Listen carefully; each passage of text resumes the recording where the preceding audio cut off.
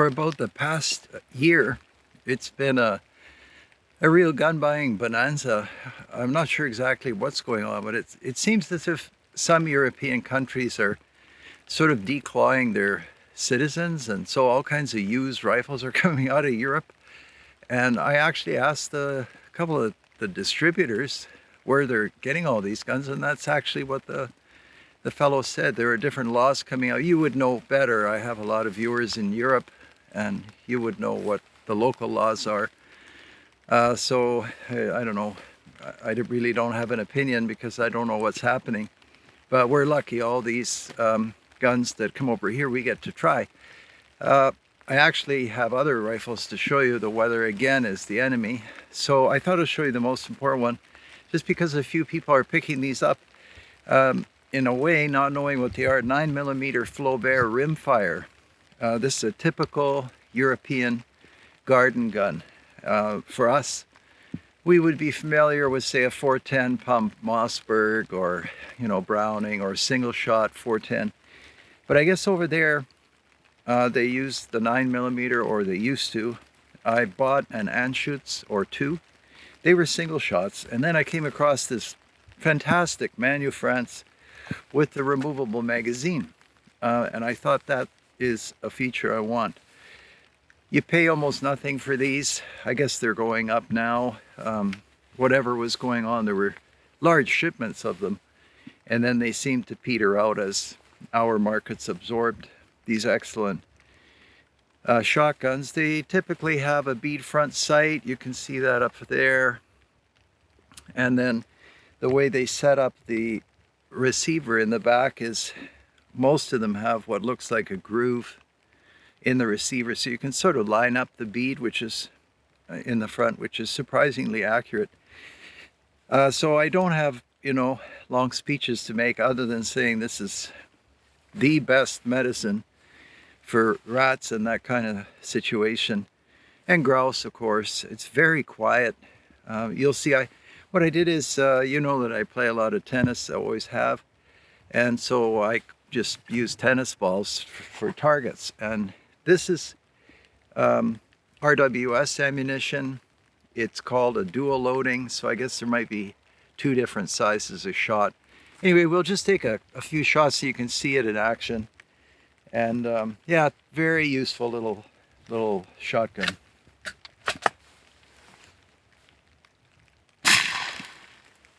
So I mean, that's extremely close range. That's just a few feet, which isn't actually that unrealistic. And you'll see when you feed it, because it's a flat shell. I guess I'll do it again for the next round. But the magazine lifts it beautifully into alignment with the chamber, because it has to be perfect or else it'll jam. I've been waiting for it to jam, but nothing yet. So we'll do the tennis ball that's a little further away. And I mean, you're still getting a reaction on the target. Now we'll eject. That happens sometimes. You'll see it pop up, and then it lifted it nicely in place. Maybe I did it too fast. Anyway, slightly further away, still getting a reaction. That's a better way to work the bolt.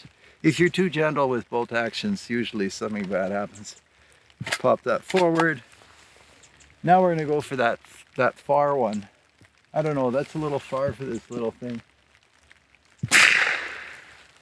We still got a reaction. And then I think I have one shell left. So let's see if that very far one moves at all. It moved. So altogether, very useful, very satisfactory, a pleasure to shoot. I can't think of a actually better little shotgun for youngsters and anybody else who doesn't like recoil or noise. This thing is just fantastic. And I'm sure with your good imaginations, you can think of many other applications for these shotguns. I wanted to read you a model number, but there's no model number. It just says Manu France. So I guess, it's made in France, of course. And there are different, now I've seen more online. There are many different manufacturers. Anyhow, that's it for this little one. We could look at it more in the studio if you like. But if you come across them and can get the ammo, which is more and more common, I guess, I'd pick one up. Anyway, I hope you find that interesting. This is the Flowbert round ball, those copper cartridges with the lead round ball. And you can tell there's not much powder, if any. It might just be a priming compound in these particular shells. But my goodness, are they ever effective? And I thought, well, maybe it would help to see a 9mm round. So there's a 9mm. In the background here is a 5mm Remington round from way back. I just have it there for comparison. And I'll move this over there. This is a 22 long rifle shot shell. You've probably seen these with the crimped case, and that's CCI's capsule version. There's shot in there. So I've used these for years. I'm sure a lot of you have too, for pests and whatnot. The Flowbert comes with a shot shell cartridge as well. And these cartridges, these 9mm rimfires, are far more effective than the 22 long rifle. And this particular load, especially, is very, very quiet. And naturally, I've used it a few times, and you'd be surprised how effective that round is, because the ball virtually lifts whatever you're shooting. But you can see that the Flowbert round is distinctly different. That's a massive round for a rimfire, and it reminded me of all those rounds that I had looked at in the Encyclopedia of Cartridges, the 32 rimfire, 25 rimfire. I had those, and even managed to find some old cartridges over the years, and they're a lot of fun to shoot. And I often wonder whether it wouldn't make sense for one of the manufacturers to reintroduce some of these. But now that I have the 9mm Flowbert, maybe that's not necessary. Anyway, getting to the guns, which in some ways are more interesting than the cartridges. This is a model 1365 Anschutz. So, I mean, it's everything you would expect from an Anschutz. You can tell because there's no bottom metal, no magazine, so it's a single shot. And this is a supremely simple action. I hope we can focus in on the inside of it. It's tipping a lot. Inside of the action. So the cartridge sits on that carrier, which is also the extractor, and you have to get the rim.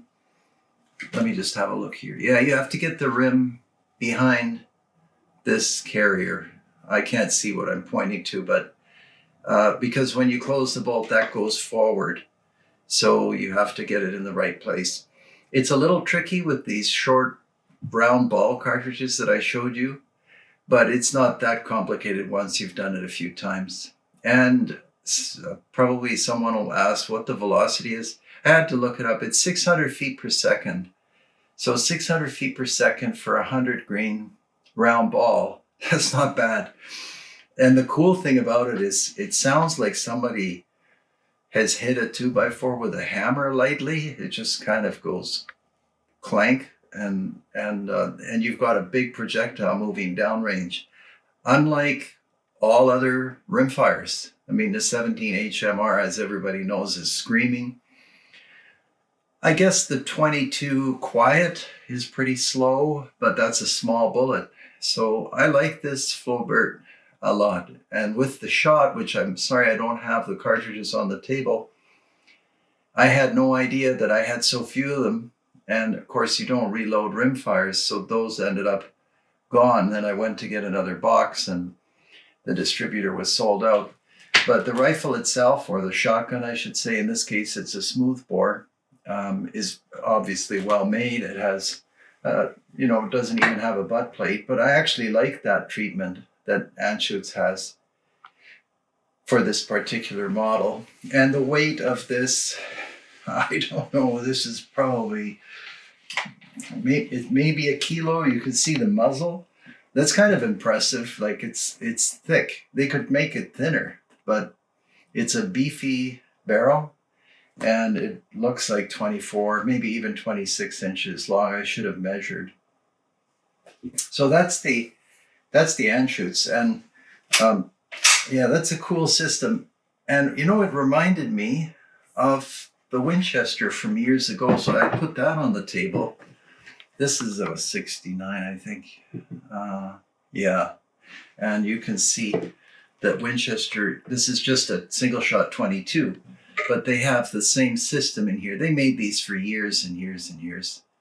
And they work on the same principle. You have to get the 22 shell on that carrier, and then it moves forward. And it's foolproof, because when this moves back, it carries the cartridge, the empty case, out of the chamber. This, by the way, is just a lovely little rifle to own. And I'm just making sure.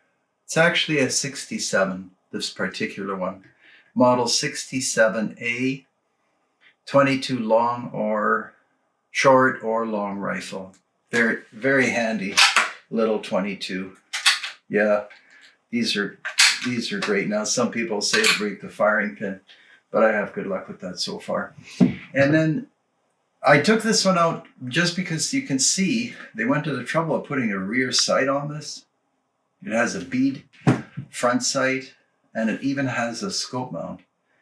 And this one has very shallow rifling, so the round ball is stabilized somewhat. When I say somewhat, yeah, that's because the Anschutz actually shoots that round ball extremely well. Now, mind you, I was testing both rifles at fairly close range, but this is another fine action. It has the same system for loading as the Anschutz, but you probably noticed that the bolt handle is a lot further back on this.